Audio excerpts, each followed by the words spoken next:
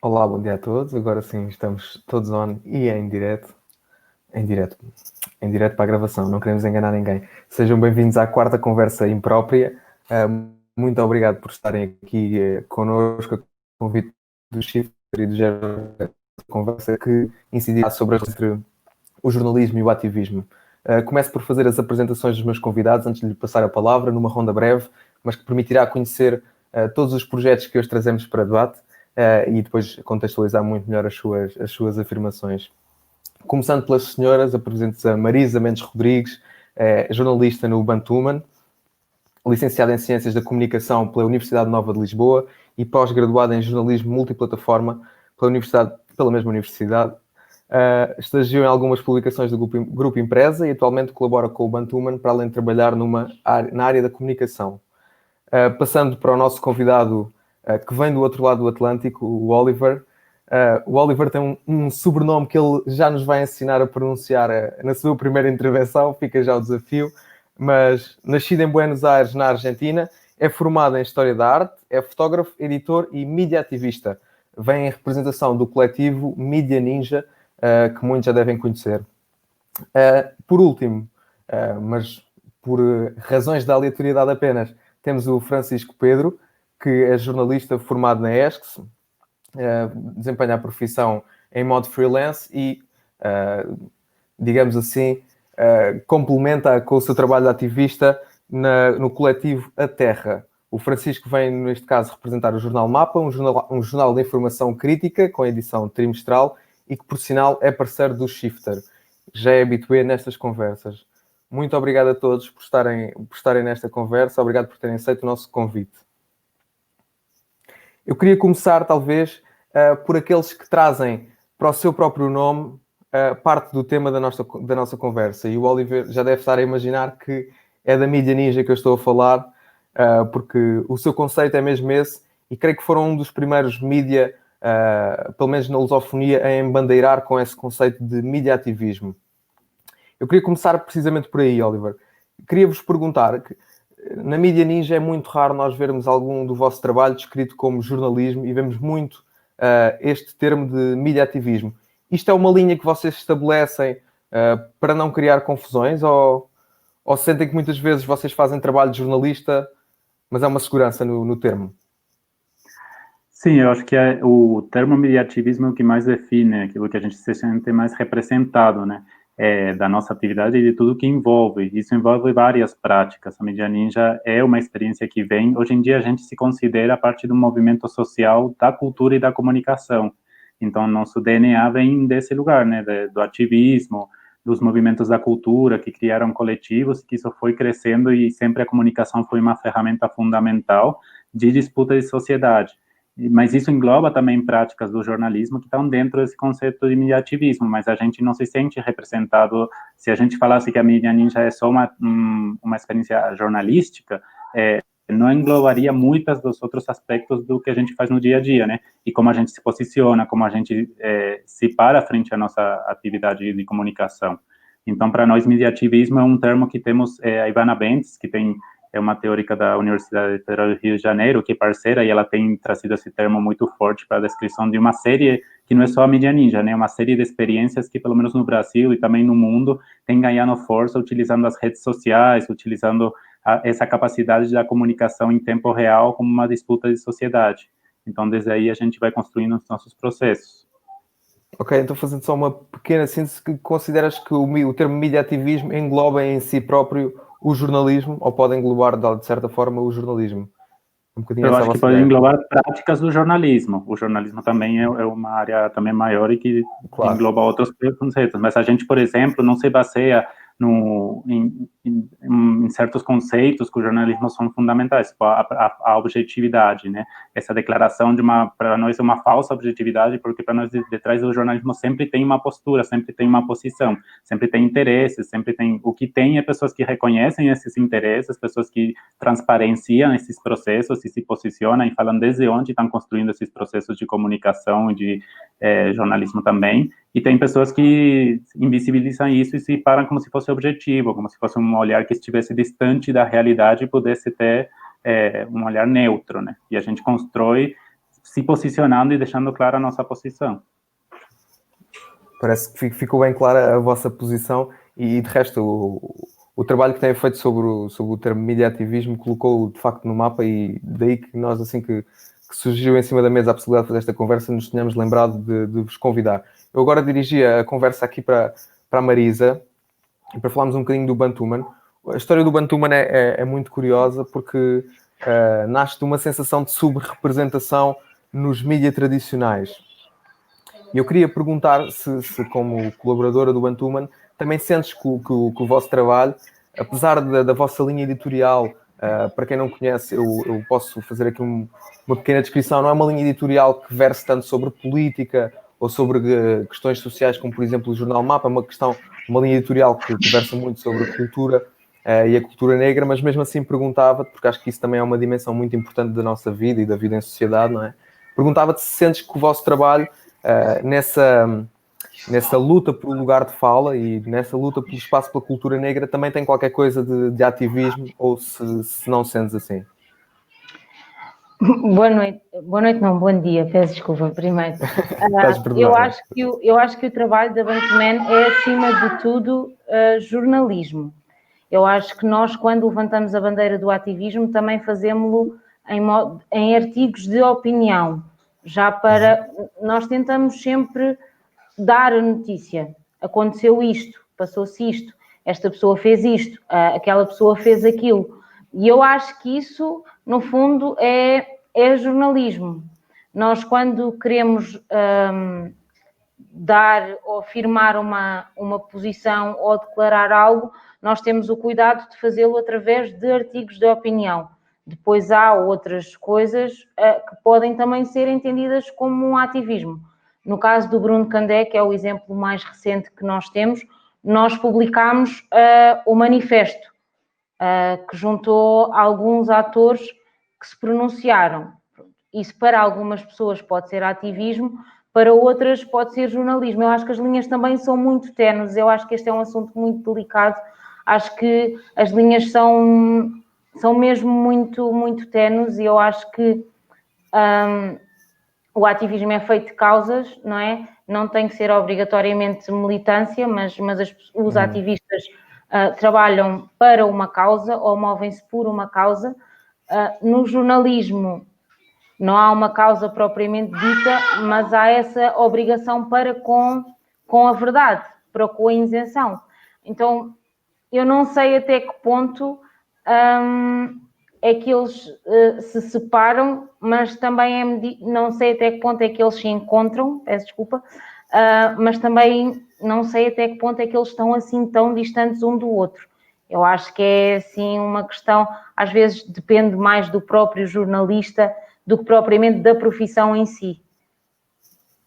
Ok, deixa-me só fazer aqui um pequeno parênteses para dizer que se a questão não fosse delicada, não estaria nas conversas impróprias. Sim, Nós aqui queremos mesmo ir às conversas delicadas e deixar mesmo os próprios jornalistas, nós que estamos habituados mais ou menos a falar sobre isto, às vezes a ficar um bocadinho sem pé, porque também sentimos que é um bocadinho um exercício de jornalismo, de se questionar e sem pudores de trocar aqui umas impressões. Sim. O objetivo é mesmo esse, mas se for para deixar as pessoas confortáveis, também é uma conversa de amigos, não é isso que se pretende.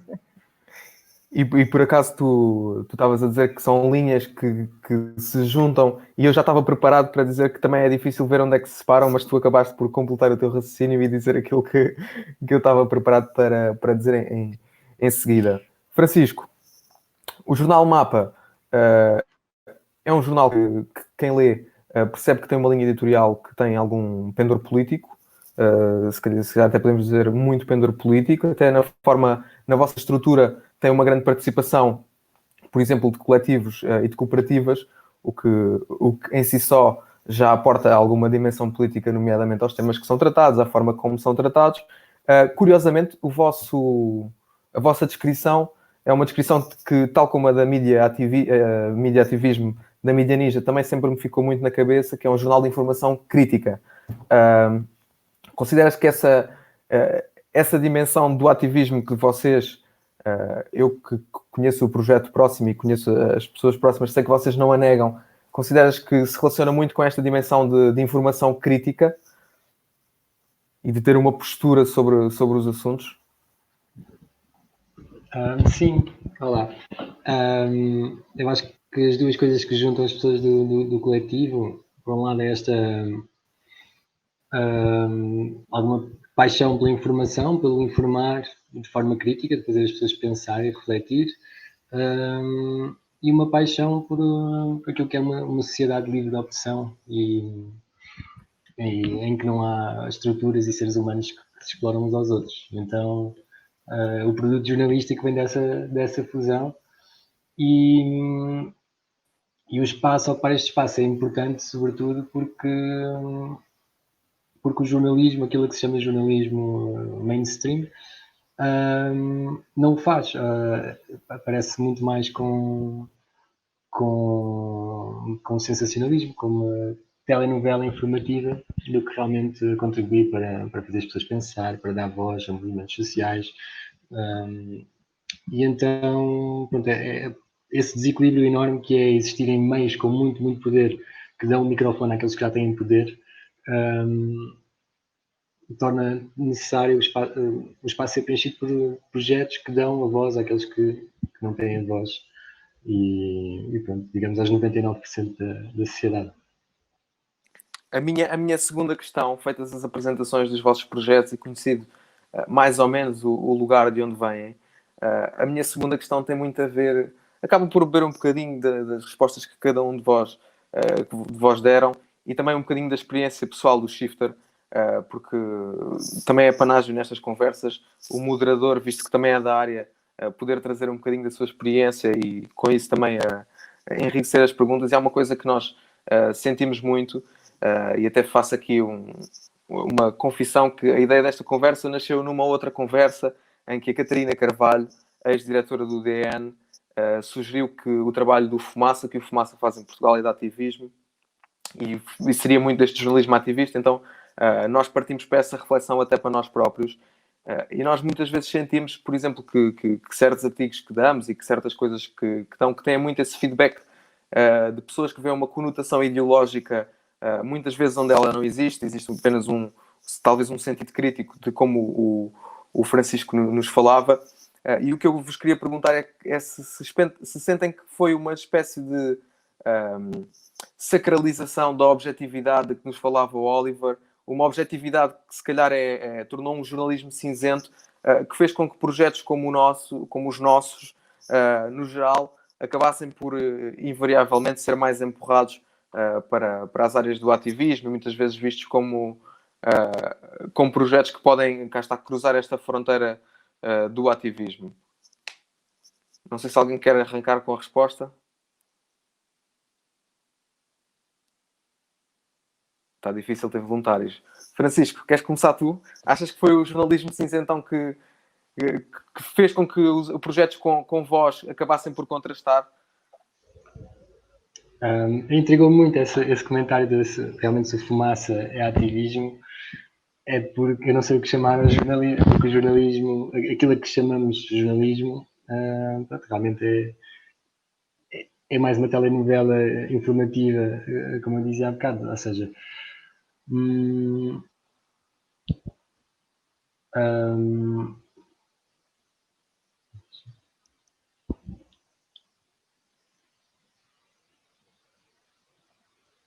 desculpa, bloqueei aqui um bocadinho.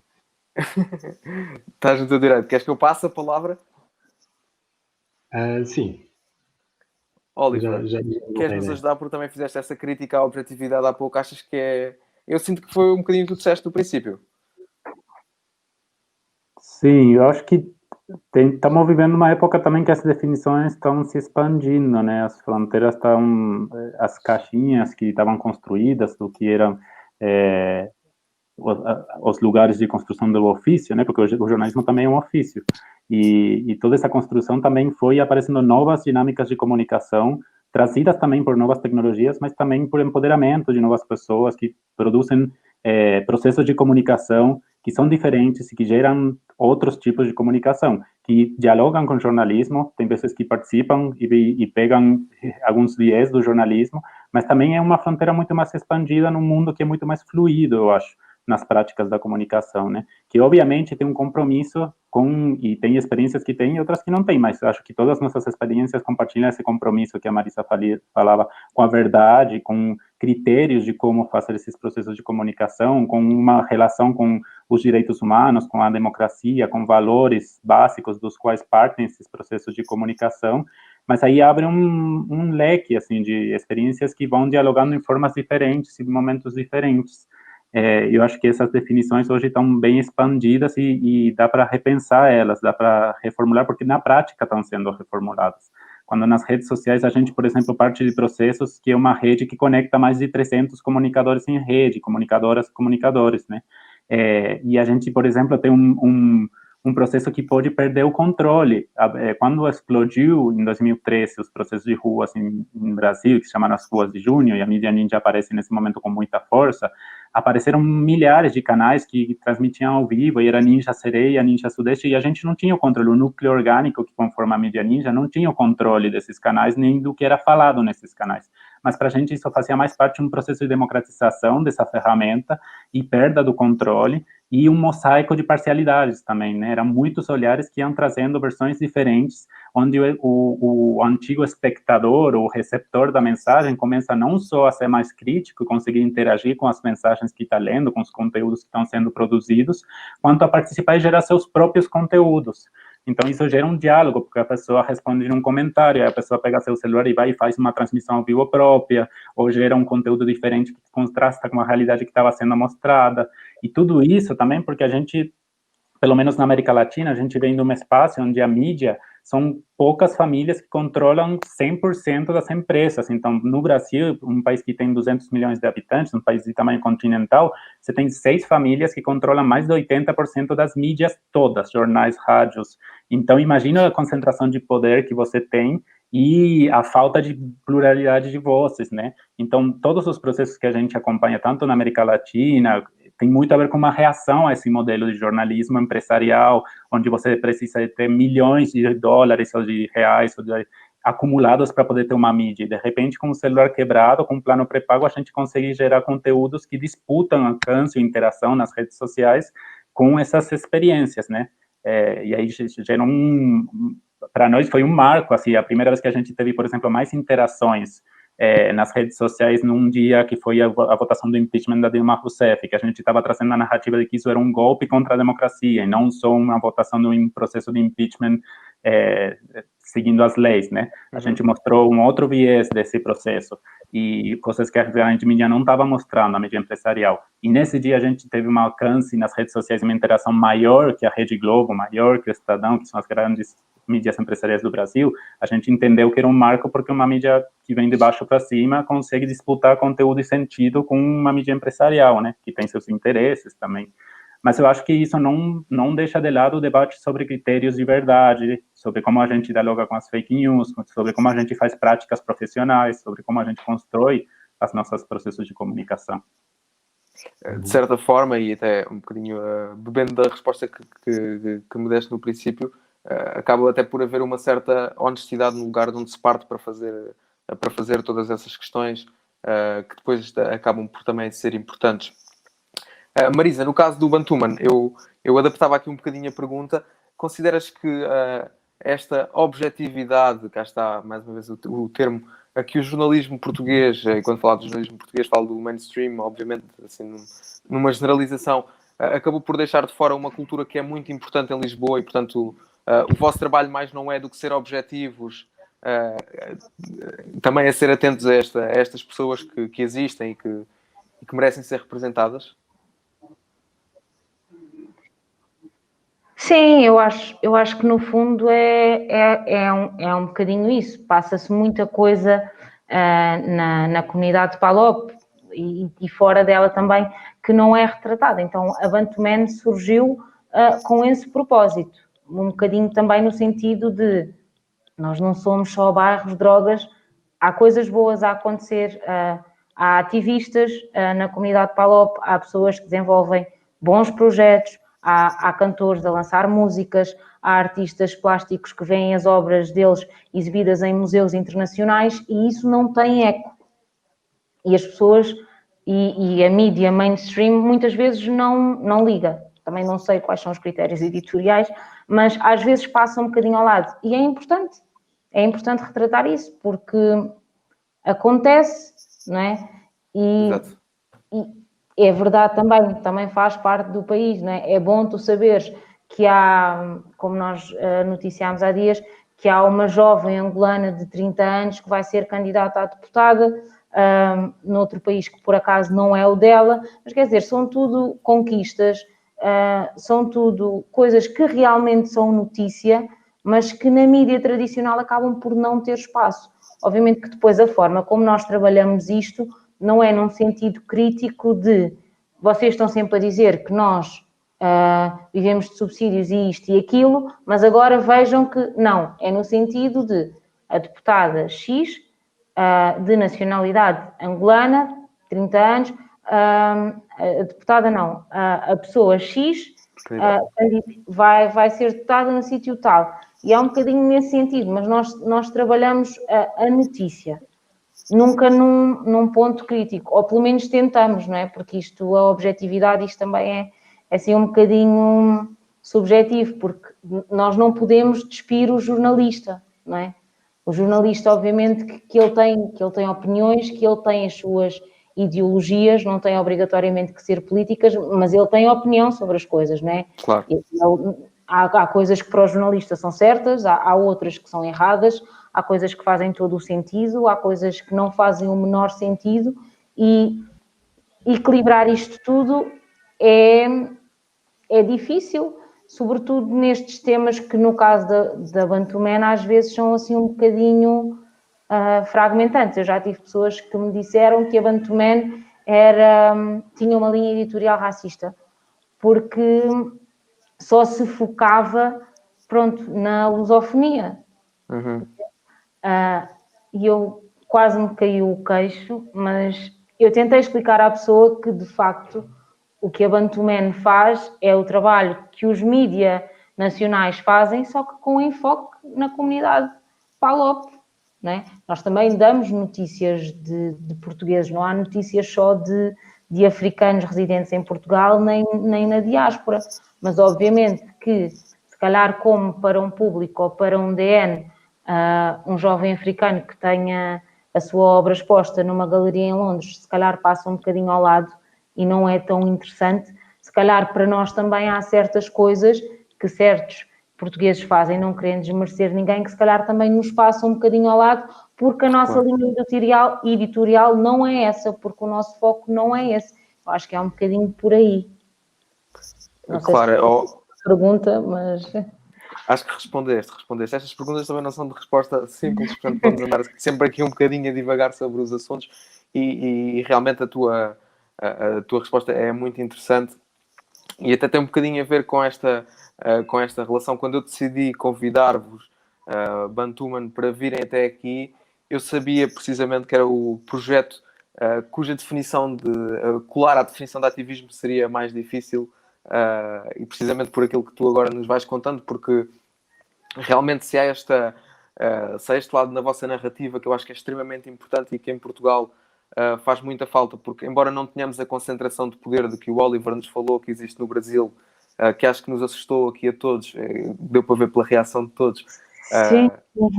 Em Portugal, os mídias generalistas também não são propriamente a coisa mais, eu diria, plural e democrática que existe.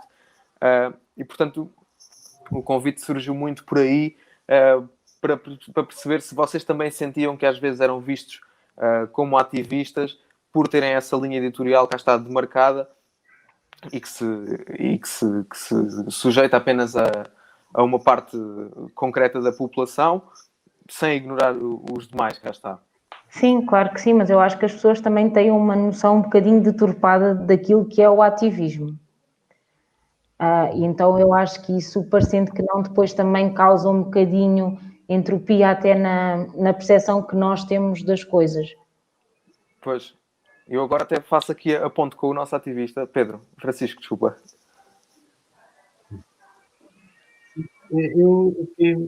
Eu acho que a realidade que o Oliver descreveu é muito mais parecida, é muito parecida com aquilo que existe em Portugal. À escala.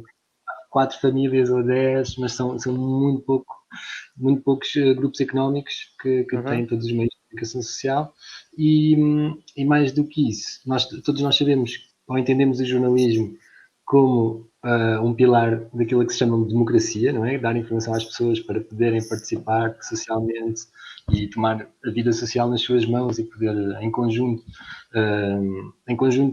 escolher um caminho.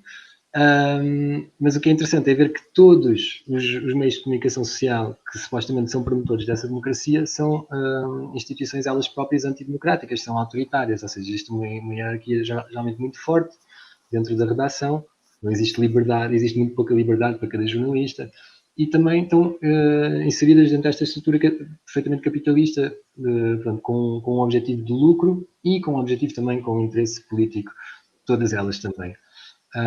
Daí o interesse de haver esta diversidade, em vez de nos centrarmos neste bloco enorme e poderoso, de haver esta diversidade, que é um exemplo aqui, e de haver, no caso do Jornal Mapa e de vários outros projetos, né, de haver uma estrutura muito mais horizontal, em que as decisões são tomadas em coletivo, e que existe realmente esse compromisso. No caso do Jornal Mapa, é realmente um compromisso de vocação, porque é uma estrutura completamente voluntária, ninguém é remunerada, é por uma paixão de informar, de dar poder às pessoas, de empoderar as pessoas para tomar decisões e para tomar a vida nas próprias mãos. Eu queria aqui também fazer um parênteses, mais uma vez, partilhando experiência da nossa parceria com o Jornal Mapa.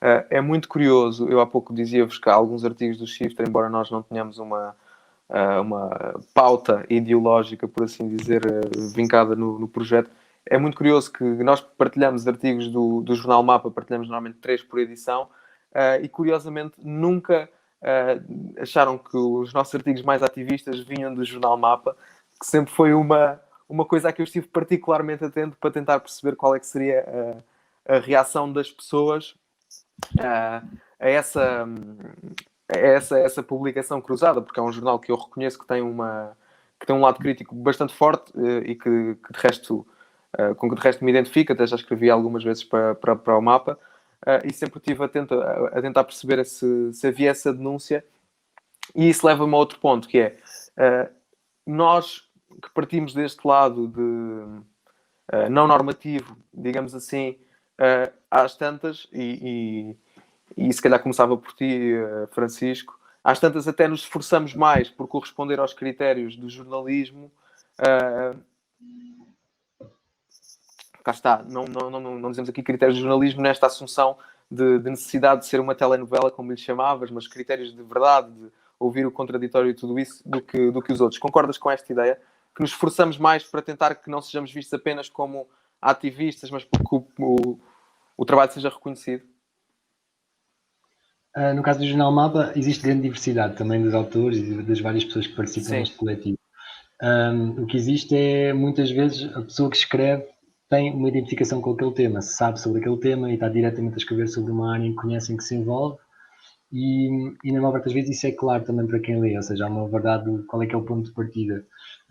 Ou seja, mais do que um esforço de uma suposta isenção, existe um assumir de um ponto de partida que é crítica a qualquer estrutura de poder e qualquer forma de injustiça, e então existe uma tomada de posição sempre.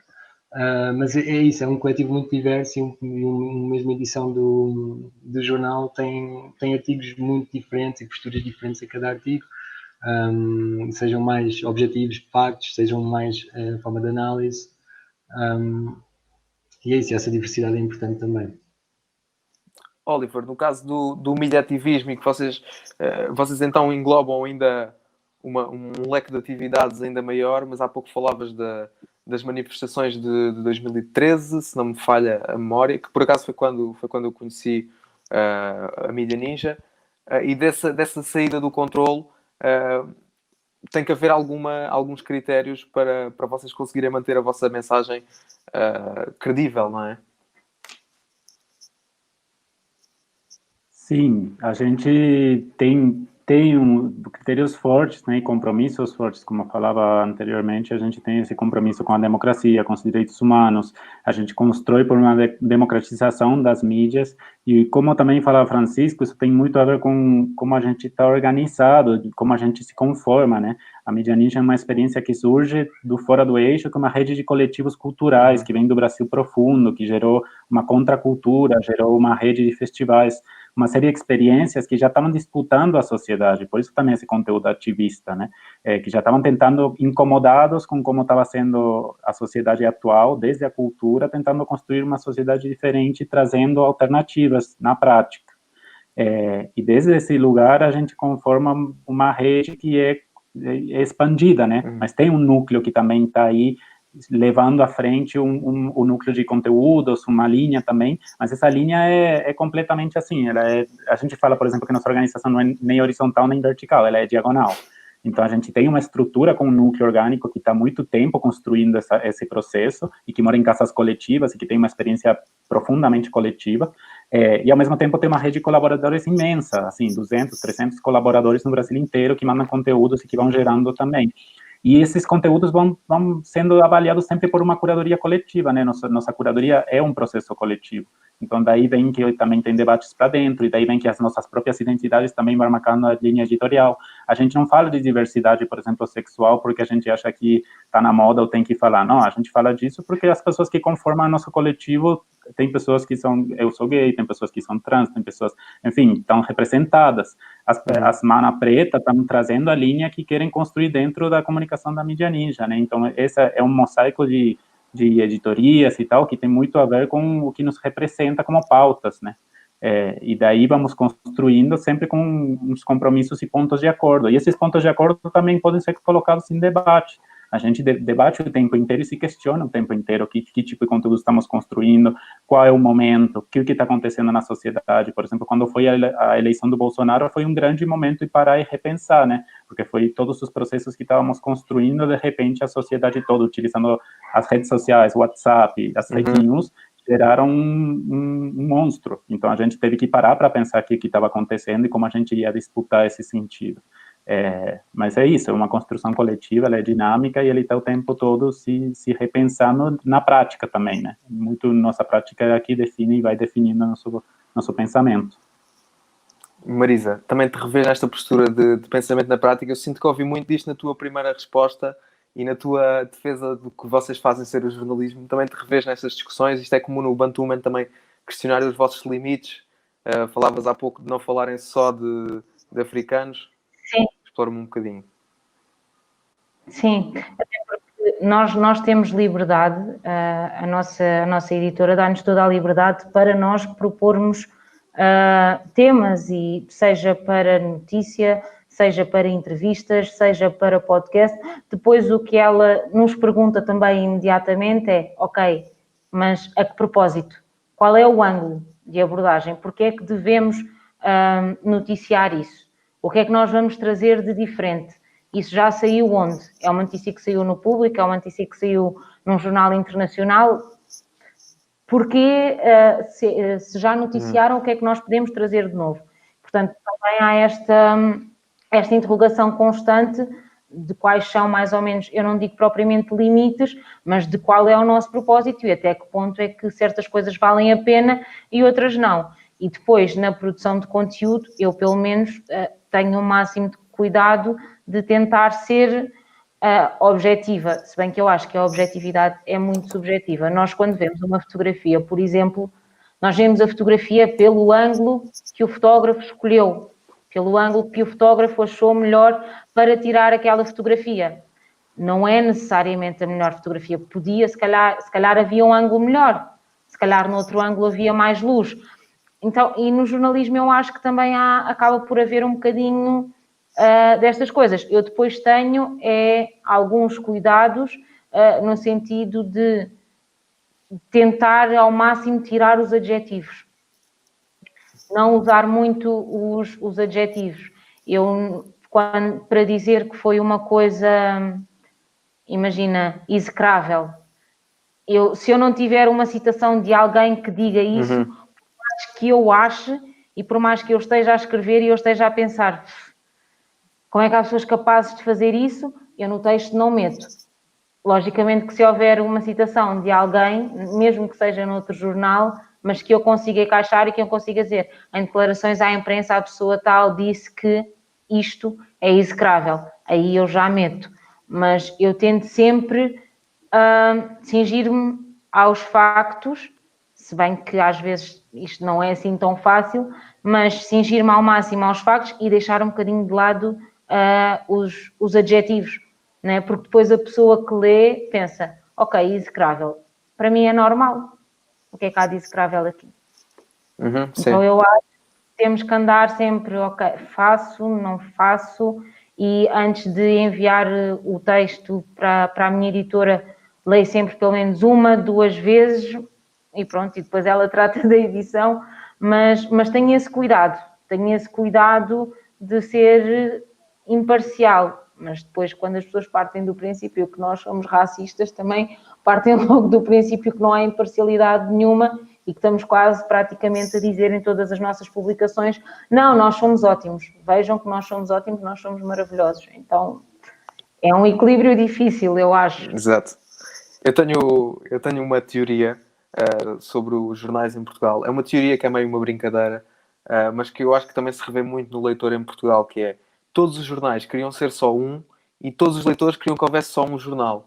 E, portanto, não conseguem compreender que o Bantuman é uma peça num puzzle da comunicação social que é muito maior e, portanto, o vosso trabalho acaba por incidir sobre uma fatia da sociedade que é específica, como o nosso trabalho no Shifter acaba por incidir sobre coisas que são específicas e isto não nos define por completo, não é? Nós, as nossas editorias, temos que tomar dezenas de decisões por dia e há muita coisa que fica de fora e que nós gostaríamos de falar e que acabamos por ter que deixar de fora, e isso não faz com que vocês sejam racistas, se derem preferência a uma temática em que o protagonista é um africano, ou deixam de ser, ou o vosso trabalho é menos credível por causa disso. Eu então, de brincadeira, ia perguntar ao Francisco se vocês no mapa deixariam o execrável. Se for execrável, é execrável.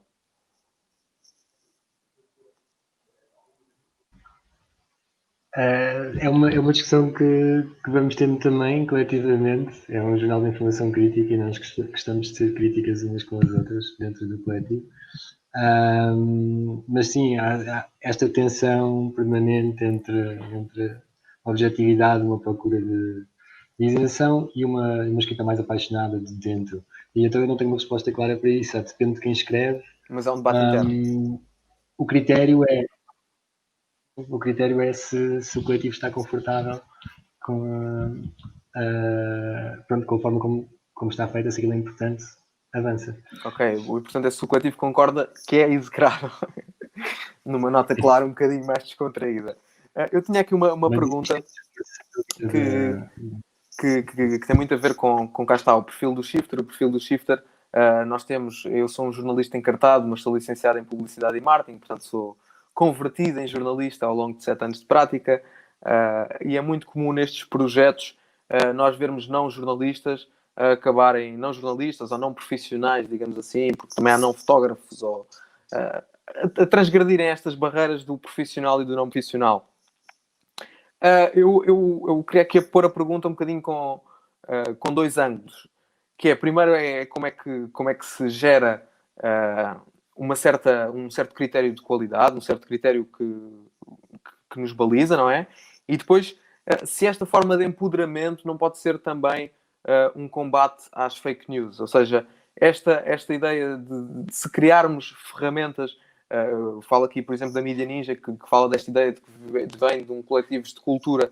Se criarmos ferramentas para as pessoas saberem como se produz mídia, neste sentido amplo do jornalismo ou não pode ser também uma forma de as tornar mais resilientes, a desinformação de um lado mais social, digamos, e a propaganda de um lado mais político da norma capitalista? Oliver, não sei se queres... Desculpa, eu acho que te chamei Olivier uma das vezes. Desculpa, mas esses não tem problema. É Oliver mesmo.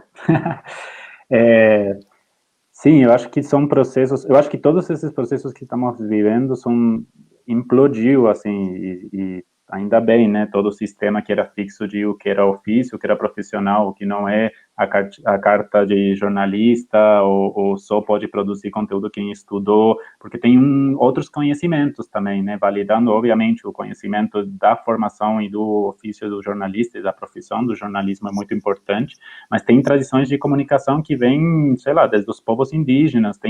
A gente, por exemplo, construiu junto com o movimento indígena aqui no Brasil, demos formação para uma base de comunicadores que depois construiu uma mídia própria, que hoje é a mídia índia. E a gente aprendeu muito a partir desse processo de formação e de troca, né? Porque tem outro pensar e outro olhar para a comunicação desses saberes.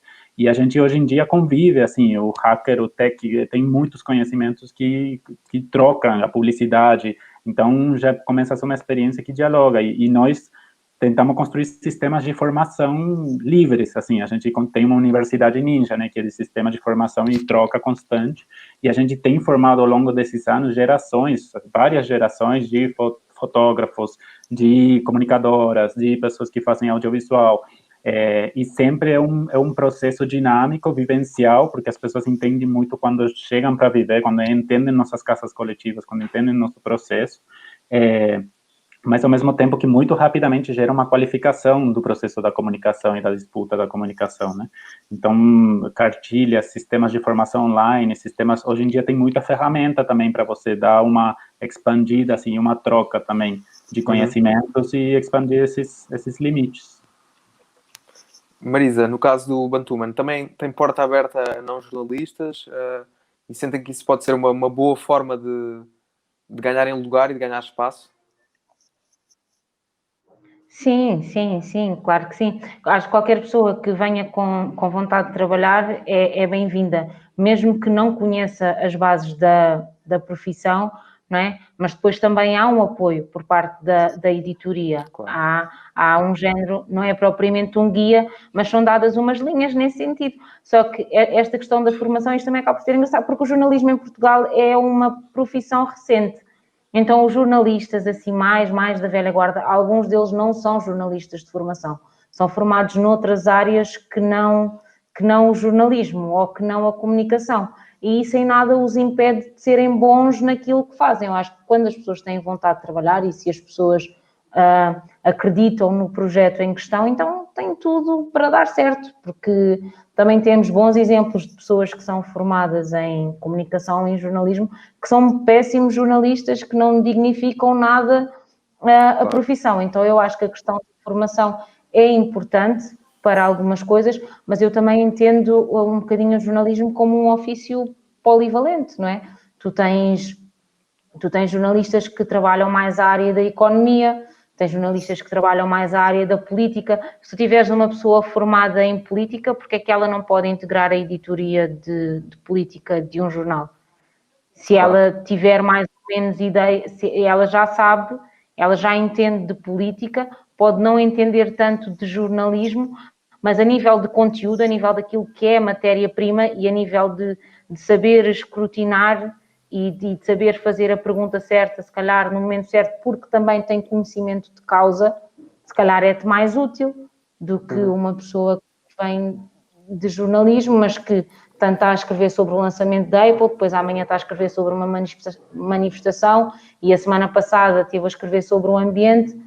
Eu acho que se consegue equilibrar muitas coisas e acho que consegue haver um bom equilíbrio se de facto também houver um compromisso para aquele que eu acho que é o bem maior do jornalismo, que é a verdade e darmos ao leitor aquilo que o leitor merece, que é a informação só. Nós só temos que dar informação, nós não podemos entender os leitores como uns mentecaptos e não podemos surgir no sentido de dizer é isto e é isto e é aquilo. Não, passou-se isto. Tirem as vossas relações, é convosco. Se acharem certo, está certo. Se acharem errado, está errado. Discutam nos comentários. Nós fizemos a nossa parte, só que depois, também de acordo com as suas ideologias, o leitor entende a notícia um bocadinho à sua maneira. Acho que no fundo é isso. Francisco, reconhece esta dimensão de que falava? Eu também creio que no mapa... pelo menos da amostra que eu conheço, não são todos jornalistas de formação. Reconhece esta dimensão de empoderamento e esta ideia de que assim acaba por ser talvez até mais fácil reclamar um certo jornalismo mais próximo dos factos, como falavas há pouco, um certo jornalismo que não olha da redação para o terreno, mas que também olha do terreno para o terreno. Sim, no Jornal Mapa eu sou dos pouquíssimos formados em jornalismo, e a verdade é que esta carteira profissional tornou-se uma brincadeira, uma anedota, enquanto existem pessoas a fazer CMTV ou TV 7 dias com uma carteira profissional, ou há realmente por parte de dentro de um sindicato de jornalistas, da comissão de carteira, assim uma transformação radical, ou então o facto de ter uma carteira profissional é uma brincadeira, não quer dizer nada hoje em dia.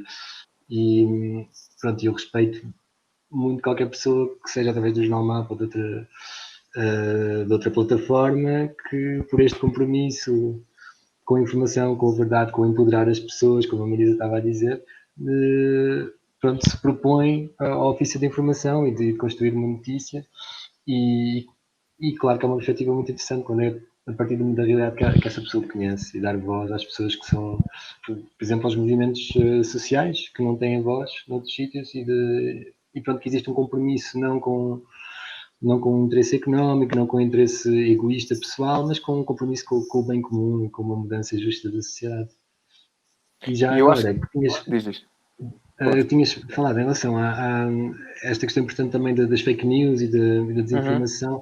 Aquilo que me fez pensar no Jornal Mapa é a questão do tempo, não é? É que ter uma edição de 3 em 3 meses e não ter a pressa de publicar todos os dias e estar sempre a produzir notícias, pronto, permite pensar e permite, pronto, já uma pessoa que se permite o tempo de abrir um jornal e ler, é uma excelente forma de, pronto, lidar com esta questão da desinformação e de notícias falsas. Sair do vórtex, mais ou menos. Eu perguntava só, Oliver, no Brasil também há necessidade de ter carteira de jornalista? Há essa... Não estou mesmo a par, só por curiosidade. Dependendo do âmbito, sim, dependendo do âmbito. Para você estar num sindicato, por exemplo, sim, por exemplo, se você quer fazer cobertura no Congresso Nacional como jornalista, você precisa ter uma carteira de jornalista. Mas na prática, na rua, não. Pronto, fazendo aqui o enquadramento e também falando aqui um bocadinho disso, também é um assunto que me é caro, porque tive que ter carteira de jornalista recentemente, porque para ser diretor do Shifter fui obrigado a ter carteira de jornalista, e portanto por imposição tive que ter uma carteira de equivalente a jornalista, e as vezes que eu usei foram absolutamente zero, e eu então de brincadeira até costumava dizer que o único momento em que a carteira de jornalista me podia ser útil era se eu quisesse furar a quarentena, podia dizer que estava em trabalho jornalístico, porque de resto ainda não conseguia encontrar uma oportunidade para perceber realmente o que é a carteira. E acho que, Francisco, tu falavas aí das várias determinantes porque se pode fazer o jornalismo, não é? E pode ser pela lógica do empoderamento, e acho que, ou pela lógica da profissionalização, só pela profissionalização. E acho que esta ideia do jornalista perfeito, super objetivo e super isento, e que tem como epítome a carteira de jornalista, também acaba por ser aqui um bocadinho o que torna o jornalismo às vezes mais um espelho de si próprio, diria. Eu não quero usar outra vez a expressão que tu usaste, telenovela, porque pode soar demasiado agressivo, mas é aquilo que às vezes nós chamamos em tom de brincadeira os pés de microfone. Eu queria agora, estamos aqui a entrar na nossa mais ou menos reta final, eu queria-vos fazer uma pergunta agora um bocadinho mais pessoal, porque acho que também é importante falarmos destas coisas. É um bocadinho mais, mas não é demais, pessoal. E eu pergunto-vos isto quase como conselho pessoal, troca de conselhos aqui um momento, que é eu apesar do Shifter falar muito de tecnologia e tudo mais, nós partimos deste âmbito que nos identificamos nos 3 projetos, mais do que um compromisso com o mundo editorial, um compromisso com o leitor, de facto um compromisso com a verdade, com ir mais longe, com ir mais a fundo, e muitas vezes é muito difícil para mim desligar e reconhecer os limites de onde é que acaba o meu trabalho e onde é que começa a minha personalidade, onde é que acaba os interesses que eu tenho fora do trabalho e começo a escrever os meus artigos. E eu queria perguntar-vos um bocadinho sobre isso. Se vocês também sentem por trabalhar em uma área que vos é tão cara e que não é simplesmente uma profissão, neste sentido neutro do termo, e é uma coisa quase amadora, no melhor sentido do termo, se sentem que às vezes levam demasiado trabalho para casa, quais as estratégias que vocês adquiriram, por aí, da vossa experiência, o que é que me têm a dizer sobre esta parte da saúde mental que também é tão importante? Se calhar seguimos a ordem, Oliver. Estou a ver já aí com reação. Vamos. Meu caso eu acho que é um pouco diferente, né? Porque eu trabalhei em jornal profissional, eu trabalhei no Clarín e La Nación, eu sou argentino, eu trabalhava em Clarín e La Nación, que são os dois grandes jornais empresariais da Argentina, e eu saí dessa experiência para vir morar no Brasil para fazer parte da Mídia Ninja faz uns 7 anos. E a gente na Mídia Ninja mora em casa coletiva, a gente na Mídia Ninja é uma vivência totalmente diferente, a gente não tem salário, tem caixa coletivo, tem várias tecnologias sociais que viabilizam a nossa experiência, e que também faz uma disputa comportamental, né? A gente não tem 6 horas de trabalho, 7 horas, 8, 10, 12 horas de trabalho, para depois ter um tempo de ativismo, para depois, com o tempo que sobra, tentar fazer alguma coisa. Não, a gente está 100% dedicado a esse projeto de vida, que é isso, é vida, é profissão, é ativismo, nossas casas é, ao mesmo tempo, redação, casa coletiva, o lugar onde as crianças estão sendo criadas, é tudo numa mesma coisa. E eu acho que também é a possibilidade, para mim foi uma grande libertação, né? Quando eu estava no jornal, eu me sentia muito oprimido, porque, como o Francisco falava, é uma empresa que responde a regras de concorrência, não tem colaboração, a maior parte é pessoas concorrendo umas com outras, tinha muita corrupção interna, você não estava diretamente relacionado com o que você produzia, ninguém dava um feedback, enfim, tem vários aspectos dessas empresas que é muito, muito terrível a vida dentro delas, né? E para mim foi uma liberação tudo isso e entrar num processo que é coletivo, que muda um pouco os tempos e as regras, mas aí também acaba os limites, assim, nossa, eu não levo para casa, minha casa é meu espaço de construção, e isso é a casa e a rua, ativismo e profissão, é meio uma loucura, assim, vai mudando. Mas eu acho que é muito interessante porque na minha experiência, isso não foi uma sensação de mais opressão ou sentir mais carga, bem pelo contrário, foi uma sensação de liberação, de me sentir mais livre, mais representado com o processo que estava no qual eu estava participando, eu estava botando a minha digital, mas ao mesmo tempo eu estava entendendo isso com uma lógica coletiva e pensando que outra forma de sociedade é possível também, né? Quando eu morava sozinho e eu estava trabalhando no jornal, como eu estava também terceirizado, explorado economicamente, minha preocupação econômica era muito grande, como chegar a fim de mês e tal. E agora eu estou num sistema onde é coletivo e isso é redefinido, né? A gente não tem um salário, mas eu estou muito mais tranquilo economicamente, por exemplo. Mesmo tendo momentos que tenha menos recurso, mais recurso, mas isso é coletivo, tem uma equipe que está cuidando disso, eu fico tranquilo, eu estou cuidando de outra coisa, e a gente vai se dividindo organicamente.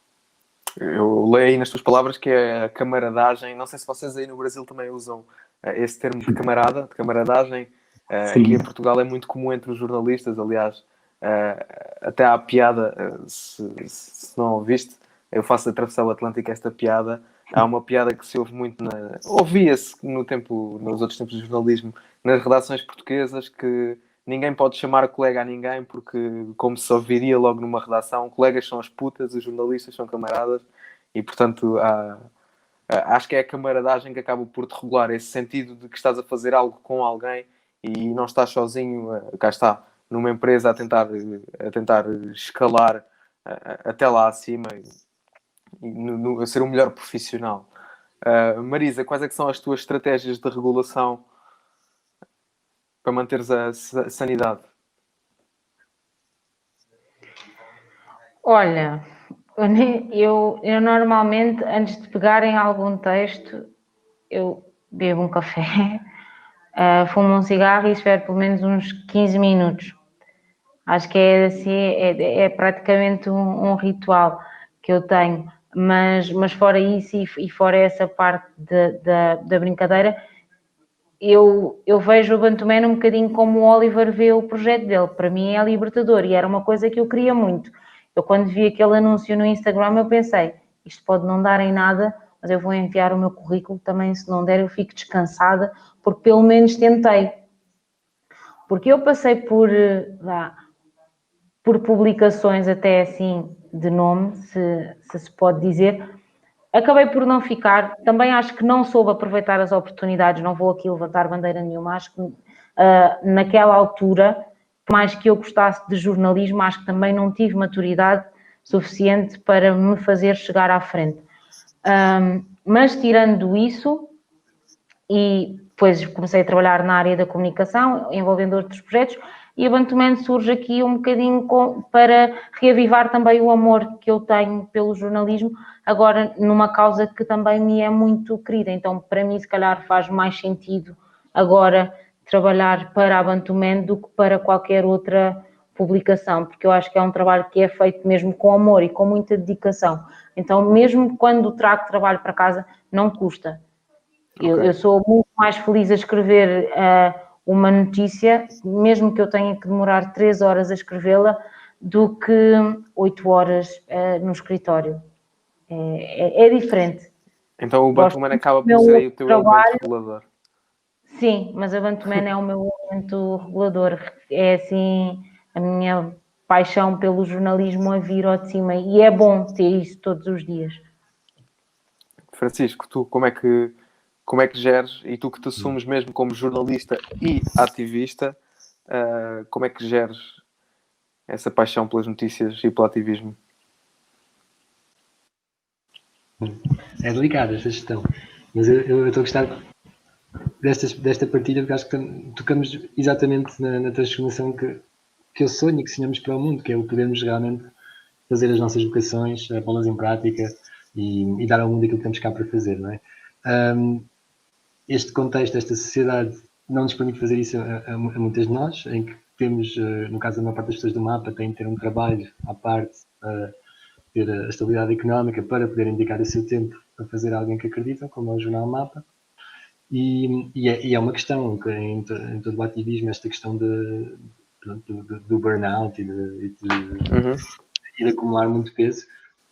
E cada vez mais vemos esta questão dos cuidados, do cuidado próprio, do cuidado mútuo, como chamaste de camaradagem, mas esta questão dos cuidados em uma perspectiva mais também feminista, a trazer isto para a frente, cuidarmos da base para podermos florescer e para podermos ir mais longe.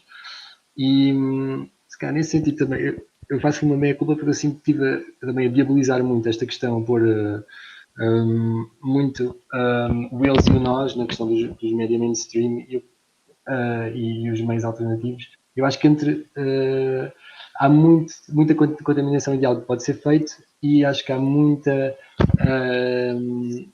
coisa a crescer e a melhorar em tudo o que é os pequenos meios alternativos, e uma questão de nos profissionalizarmos mais, de termos mais qualidade, e muito disso passa por quebrar com este dogma da competição, de competirmos uns com os outros e pôr-nos a cooperar e aprender o que é que, pronto, as experiências que cada um destes projetos que aqui está e outro, aquilo que vamos aprendendo, que vamos partilhando uns com os outros, e que não estão, pronto, que estamos juntas e não a competir. E daí obrigado também por esta oportunidade.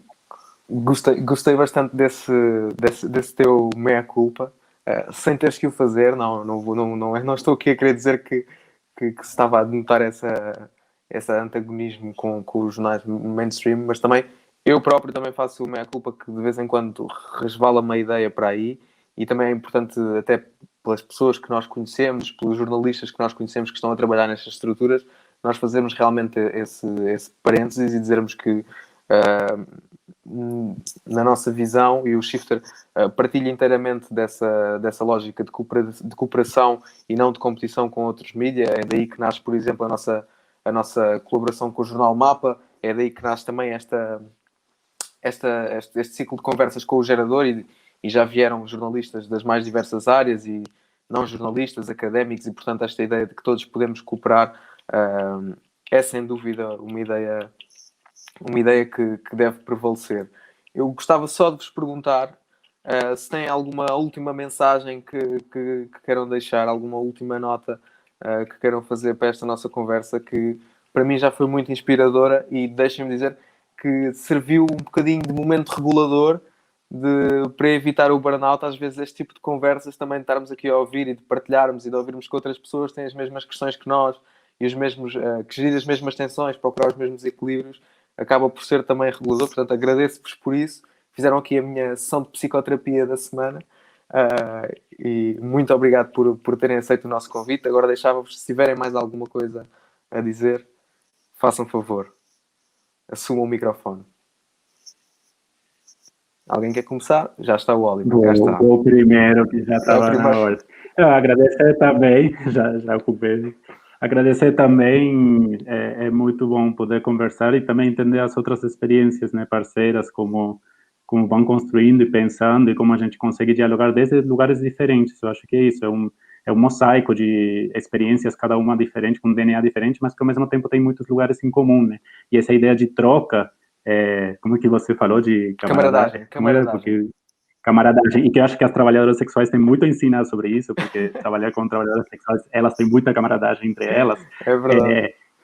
Eu acho que esse lugar de troca, de camaradagem, é bem importante, trocar a lógica de concorrência, inclusive entre as nossas experiências, pela lógica de colaboração, e que dessa troca que a gente já está fazendo, como vocês mostram, por exemplo, entre o Mapa e o Shifter, vem uma potência muito grande, porque a gente para de pensar o outro como um inimigo que a gente tem que derrotar e tem que vencer e tem que superar, e começa a ver o outro como uma pessoa que pode colaborar e que pode ter um processo diferente, mas que complementa meu processo, complementa a minha visão, complementa a minha experiência. Então é muito bom ter esses espaços, porque acho que eles oferecem a possibilidade de nos conhecer mais, dialogar mais e fica cada um pensando nas provocações que traz a experiência do outro, que sempre é provocadora e sempre faz repensar o que a gente está fazendo, isso é ótimo. Muito obrigado por isso. Obrigado nós. Marisa, tens alguma mensagem final?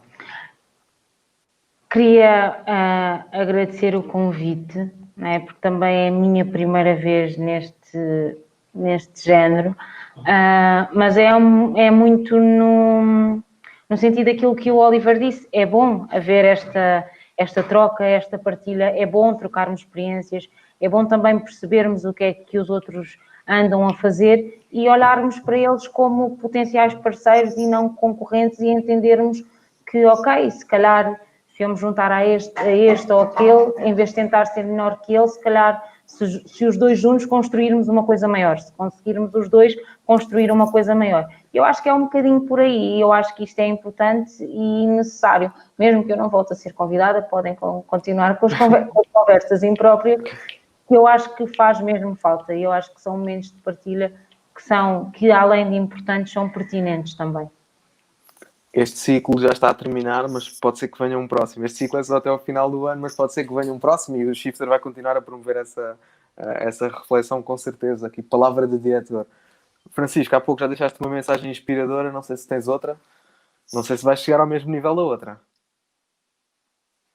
Eu queria honestamente agradecer-te a ti, João, e ao Oliver e à Marisa e a todas as pessoas que estão a fazer projetos, neste caso de médias alternativos e independentes, por estarem a fazer alguém que acreditam e por estarem a presentear-nos com esta diversidade, com esta biodiversidade mediática, que é aquilo que vai superar estas estruturas que não nos fazem bem nenhum, como são os média mainstream.